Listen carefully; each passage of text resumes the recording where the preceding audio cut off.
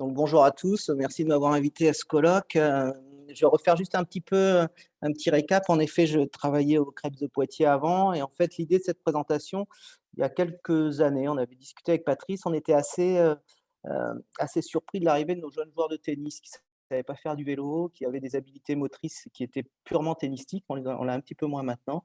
Donc on s'était posé un peu les questions de savoir si cette hyper spécialisation précoce dans le tennis était une bonne chose ou pas. J'ai fait une revue de la biblio, il y a très, très peu de choses sur le tennis, mais on va parler de l'hyperspécialisation un peu dans son ensemble et dans d'autres sports, et notamment beaucoup de sports américains qui sont le hockey, des choses comme ça et les sports olympiques. Donc le sport, je vais juste essayer de vous remettre en place un peu le sport. Le sport, ça n'a pas une valeur propre, mais plutôt c'est un reflet de la société, en fait. Il y a une énorme évolution ces dernières années et on voit très bien, en regardant les médias ou en regardant les événements internationaux, que le sport est devenu un outil politique et commercial depuis de nombreuses années, notamment pour les pays de l'Est, et il y a l'avènement d'événements planétaires. Donc en fait, le sport entraîne une glorification de la victoire et le sport est un un un moyen social de réussite très, très important. Donc il y a une culture de la star sportive, c'est un symbole de réussite, ça, on est tous d'accord, j'imagine. C'est le symbole du bonheur, on a beaucoup d'argent, beaucoup de fans, on est très médiatisé et c'est le rêve de nombreux de nos enfants et aussi de nombreux de leurs parents. Voilà. Donc le sport, il y a un culte de la performance, ça donne de l'importance à la performance. Il y a des compétitions importantes chez les jeunes, on peut le voir avec la compétition de Tarbes, qui est médiatisée un petit peu comme les compétitions internationales adultes. Il y a un modèle adulte qui est appliqué aux enfants en termes de compétition, en termes de circuit, en termes de règlement, en termes de médiatisation aussi. Et donc on a une volonté d'offrir le meilleur à son enfant et on a une volonté de faire en sorte qu'il réussisse très vite. Les conséquences, c'est qu'on va avoir une approche très élitiste de la pratique sportive. Il va y avoir une grosse pression sociale sur l'enfant. Il va y avoir une vraie peur de louper le bon wagon. En fait, on se rend compte, par exemple, que des enfants qui arrivent au pôle de Poitiers, à 11 ans, ont des structures très, très organisées autour d'eux, souvent des structures médicales très complètes, aussi complètes que certains professionnels. Et donc, la finalité, c'est qu'on a mis en place un peu sans le vouloir une hyper spécialisation précoce ou une pratique sportive très, très précoce chez l'enfant. On voit des enfants qui commencent le tennis à 5 ans et qui, à 6 ans, ne font un seul sport, hein, qui est le tennis, par exemple, ou d'autres sports. On peut le voir dans la lutte, dans le judo, surtout des sports individuels. Donc, je vais vous définir l'hyperspécialisation précoce. C'est la spécialisation sportive précoce, ça se définit comme une pratique sportive spécifique et intense dès l'enfance. Donc l'enfance, ça peut commencer à l'âge de 5-6 ans, c'est généralement en dessous de 12 ans. Heu, donc c'est une exclusion des autres sports. Un enfant qui passe peu de temps à d'autres activités sportives, c'est-à-dire qu'il va passer son temps à s'entraîner. Il n'ira pas faire du vélo avec ses amis, ou du skateboard ou du ski. Il a une pratique qui est très, très structurée et très peu ludique, en fait. C'est-à-dire qu'il va avoir son préparateur physique, il va faire de la préparation physique, il va faire du tennis, un peu à l'image des adultes. Donc en résumé, c'est un entraînement intensif ou en compétition dans le sport chez un enfant prépubère inférieur à 12 ans avec une activité supérieure à 8 mois par an. Mais quand je dis une activité supérieure, c'est-à-dire une activité unique de son sport. Donc d'où vient cette hyperspécialisation précoce? En fait, elle est apparue dans les années 93. C'est Ericsson qui avait fait des travaux et qui avait dit qu'une pratique soutenue durant l'enfance permettait d'optimiser les progrès et de les optimaliser. Il y avait une relation très étroite entre le niveau atteint et la quantité de pratique. Il disait qu'il fallait minimum 10 000 heures de pratique pour avoir un très haut niveau et qu'une pratique intense de minimum 10 ans était nécessaire pour atteindre l'excellence. C'est-à-dire que si on n'avait pas fait 10 000 heures de sport, si on n'avait pas minimum 10 ans, on ne pouvait pas devenir un champion. Et que tous les apprentissages non réalisés très tôt ne pourraient être récupérés plus tard. Donc la traduction a été très rapide, hein, en fait, c'est-à-dire que les entraîneurs, les parents, tout le monde s'est dit, ben, si mon enfant doit réussir, si je veux lui donner une chance de devenir champion, il faut que très très vite il se consacre à son sport, qu'il ait un entraînement très intense et qu'il ne perde pas de temps à aller jouer avec ses amis ou à avoir d'autres activités qui ne lui seront pas bénéfiques. Donc on se retrouve avec des enfants qui commencent un seul et unique sport, ça peut être le tennis, ça peut être le golf, dès l'âge de 5-6 ans et qui n'ont pas d'autres pratiques sportives que ce sport-là. Donc, est-ce que ça marche? Ça, c'est la grande question. En fait, est-ce que ça marche et est-ce que c'est la seule voie pour réussir? C'est un peu la question que l'on se pose. Et après, la deuxième question, ce sera est-ce qu'il y a des risques à s'hyper spécialiser précocement? En effet, oui, ça marche. On le voit avec certains athlètes. Je vous ai mis quelques photos. Vous les reconnaissez, j'imagine. Mais malheureusement, ça ne marche pas toujours.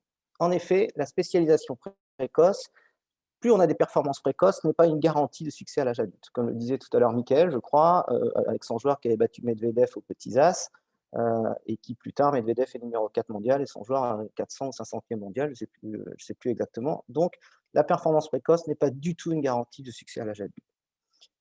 Baker et Hall, en 2003 et 2009, ont prouvé que la spécialisation précoce n'était pas indispensable au succès sportif. C'est-à-dire qu'on peut très bien être hyper spécialisé un peu plus tard et quand même devenir un champion. On a des exemples avec Roger Federer et Martina Hingis qui pratiquaient d'autres sports à très très bon niveau et qui sont quand même devenus des grands champions. La performance chez les jeunes n'est pas non plus prédictive de performance à l'âge adulte. C'est-à-dire qu'on peut avoir un jeune qui est très performant à 10 ans, mais ça ne veut pas dire qu'il le sera à 24 ans. Et au contraire, on peut aussi avoir un jeune de 10 ans qui n'est pas performant et qui le sera à 24 ans. Ça a été prouvé par le programme de détection russe et Allemagne de l'Est. En fait, ils ont pris tous leurs sportifs, ils hyper spécialisaient très précocement. Ils se sont rendus compte qu'il n'y en avait que moins de 2% qui arrivaient au niveau élite. Plus l'enfant est jeune, plus la qualité prédictive est faible. C'est-à-dire que plus on a un enfant jeune, moins facilement on pourra dire s'il deviendra champion ou pas. C'est-à-dire qu'un enfant très très doué à 5 ans ne sera pas forcément un champion. C'est Vayen qui l'avait montré dans ses études en 2000. Ce graphe, c'est juste pour vous montrer une étude de Vayen. Il a pris tous les médaillés olympiques des JO de 2004 et donc on fait un questionnaire et en fait ils ont essayé de savoir à quel âge les enfants devenaient hyper spécialistes dans leur domaine sportif. En fait, on se rend compte qu'il n'y a pas forcément d'hyperspécialisation, sauf peut-être en natation, où on a quand même un pourcentage important d'enfants qui commencent la natation avant l'âge de 7 ans. Mais on voit qu'il y a des médaillés olympiques qui ont commencé vraiment très tardivement, notamment après 15 ans, et que la zone de début est plutôt entre 8 et 12 ans. Donc en fait, on peut être champion olympique sans s'hyper spécialiser précocement. Est-ce que c'est efficace de s'hyper spécialiser précocement?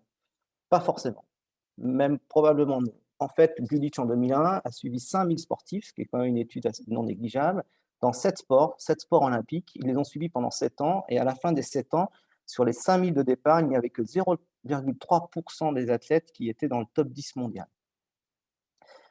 Les Russes ont fait la même chose sur 35 000 enfants, qu'ils ont suivis pendant plusieurs années, je ne sais plus exactement. Et à la fin, il n'y avait que 0,14% qui étaient dans l'élite. Ça, c'est des enfants qui étaient hyper spécialisés dans leur sport. Donc on voit que ce n'est pas forcément efficace de s'hyper spécialiser très très tôt. Tout ceci pose aussi des problèmes de détection et de maturité. En fait, par exemple, dans le hockey américain, toutes les équipes jeunes, il y a simplement 4% de sélectionnés dans les équipes jeunes du hockey américain qui sont des enfants nés dans la deuxième partie de l'année.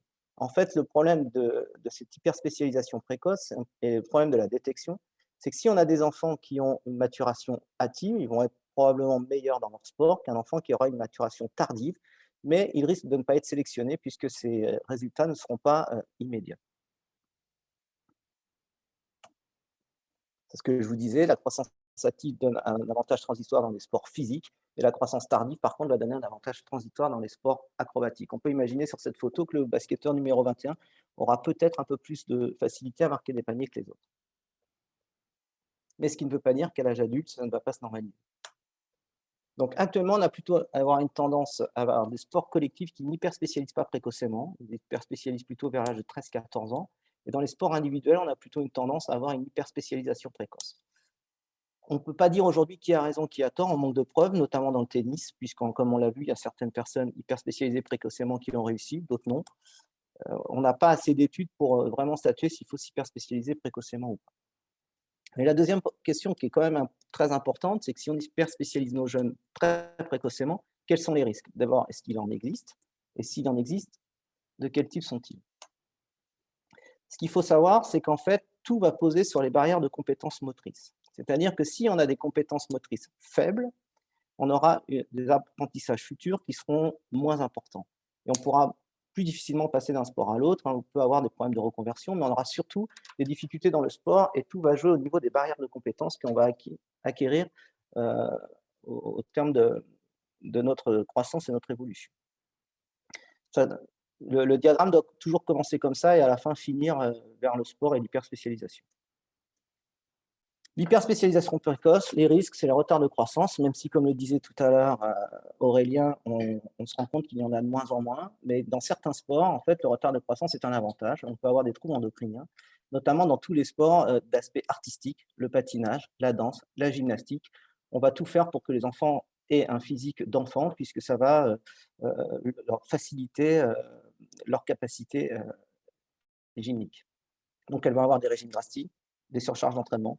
Elles ont souvent une balance énergétique négative avec des perturbations de la fonction endocrinienne, une non-apparition des règles, une perte d'apparition des règles et un retard de croissance et un retard pubertaire. Le retard de croissance n'existe pas forcément, mais enfin, on n'a pas de retard de croissance, mais on récupère sa croissance à l'âge adulte, en fait, chez ces jeunes gymnastes. C'est-à-dire que pendant toute leur carrière, elles ont une petite taille et elles se mettent à grandir un petit peu après les autres, mais elles n'ont pas de déficit de croissance. Il y a des risques physiques, en fait, de s'hyperspécialiser. En fait, il y a une étude sur le baseball américain qui montrait que l'hyperspécialisation précoce des jeunes joueurs de baseball augmentait le risque de blessure à l'âge adulte par rapport aux joueurs non hyperspécialisés. Je vais vous décrire quelques petits articles qui vont dans ce sens-là. En fait, Jayanji, en 2015, a fait une étude sur les risques de blessure chez les jeunes joueurs, chez les jeunes sportifs. Ils ont pris des sportifs entre 7 et 18 ans qui consultaient dans une clinique. Il y avait 1300 sportifs, en fait, et qui avaient tous un taux de croissance similaire. Ils se sont rendus compte que le risque de blessure était plus grand chez tous les sportifs qui avaient été hyper spécialisés précocement. Timothée, en 2017, a fait à peu près le même style d'études. Ils ont pris des enfants entre 9 et 12 ans. Il y en avait 1600, je crois, et ils les ont classés entre spécialisation sportive faible, modérée et élevée. Et ils ont remarqué que le risque de blessure était multiplié par 3 ou 4 si l'hyperspécialisation était très précoce, avec un seul sport. Je vous ai remis l'étude de Jayanji à la fin, juste pour vous dire qu'ils ont sorti une deuxième tendance sur cette étude qui montrait que les filles sont plus sujettes aux blessures si elles sont hyper spécialisées précocement que les garçons. Di Stefano, en 2018, fait une étude sur 350 sportifs et montre qu'en fait, l'hyperspécialisation précoce entraîne un déficit de contrôle neuromusculaire qui n'existe pas s'il y en a plusieurs sports et que c'est ce déficit neuromusculaire qui diminue les compétences vis-à-vis des blessures. C'est-à-dire qu'on a moins de contrôle neuromusculaire, donc on est plus sujet à se blesser. Autre étude sur des lutteurs, il y a 350 lutteurs, ils ont montré que tous les lutteurs à l'âge adulte avaient des blessures plus importantes et plus graves quand ils étaient hyper spécialisés jeunes. Donc il existe des risques physiques. Il y a d'autres risques également de s'hyperspécialiser précocement, qui sont des risques psychologiques, avec un stress, une anxiété majorée, une surimplication parentale, c'est-à-dire que le projet de l'enfant est avant tout, probablement, souvent, même quelquefois, le projet des parents, avec des parents qui poussent à ce que leur enfant s'entraîne, qui isolent un petit peu leur enfant. On peut avoir un épuisement psychologique et un abandon. Beaucoup de jeunes ayant débuté très précocement arrêtent leur carrière assez rapidement. Il y a un isolement social. On déscolarise un peu souvent, enfin, on déscolarise régulièrement les enfants. On a une petite interférence avec l'enfance normale, et pas nécessairement d'amusement. On peut avoir des cas de dépression et de burn-out chez l'enfant. Donc vous allez me dire, il y a des risques, est-ce qu'on le fait, est-ce qu'on ne le fait pas? Alors quelles peuvent être les alternatives? Comme je vous montrais tout à l'heure, on a la spécialisation précoce, on va avoir la barrière de compétences et après derrière on enchaîne sur le sport. Et on fait si on fait des multi-activités, on va avoir une pyramide inversée. C'est-à-dire qu'on va augmenter à la jeune cette barrière de compétences pour après ouvrir le champ d'action possible au niveau du sport, au niveau du jeu ou de la danse. Donc l'alternative, c'est ce qu'on appelle le développement à long terme de l'athlète. C'est ce que disait tout à l'heure Aurélien sur son étude de 2007. En fait, il faut raisonner sur l'ensemble de la carrière d'un pratiquant, du plus jeune âge à un âge plus avancé, dans l'intérêt du pratiquant et non de l'entourage. C'est-à-dire qu'il faut raisonner dans son projet sportif, sa carrière, et pas par rapport à la pression que peut avoir l'entourage. Il faut privilégier la multi-activité dès le plus jeune âge pour augmenter la barrière de compétences motrices. Et en sachant aussi que la multi-activité est au service du développement psychomoteur de l'enfant. Comme le disait tout à l'heure Aurélien, on aura des enfants qui vont être beaucoup plus équilibrés, beaucoup plus joyeux, avec une meilleure insertion sociale. Il faut privilégier les activités ludiques et respecter la liberté de l'enfant. S'il n'a pas envie de s'entraîner, il ne faut pas forcément le pousser. Je parle du plus jeune âge, en dessous de 8 ans, 9 ans. Et ensuite, venir progressivement vers une spécialisation, mais qui sera secondaire, avec au départ une base d'activité, de multi-activité, pour monter progressivement vers une hyperspécialisation. Le problème, c'est qu'il faut quand même tenir compte aussi, des spécialisations des sports. C'est-à-dire que dans les sports sont classés en sports à spécialisation active et progressive. Les sports à spécialisation active sont tous les sports gymniques, des sports où la carrière est très courte, puisqu'on utilise un peu ce profil d'enfant, pour augmenter les capacités gymniques. Donc il faut commencer tôt, mais de manière adaptée. On voit par exemple que dans le tennis, qui est un sport à dominante technique, on imagine que si on s'hyper spécialise au tennis à 14 ans, on n'aura pas, heu, un bon coup droit, un bon revers, et on aura du mal après à rattraper ses compétences motrices. Donc il faut quand même spécialiser l'enfant tôt, tout en gardant de multiples activités. Mais il faut aussi favoriser la diversification sportive précoce. Ça allonge la carrière, comme on l'a vu tout à l'heure. Ça réduit les risques de blessures, en effet, ils vont se blesser, mais probablement moins gravement que les autres. Et ça améliore la base motrice. Et la base motrice, c'est vraiment le point central de tout, puisque ça entraîne et ça augmente les capacités d'apprentissage. Il faut favoriser les transferts d'un sport à l'autre. En effet, c'est pas parce qu'on fait, du tennis qu'on ne peut pas, pratiquer, un peu de handball, du foot, du basket, ce qui va nous apprendre à travailler sur les trajectoires de balle, notamment au niveau du regard.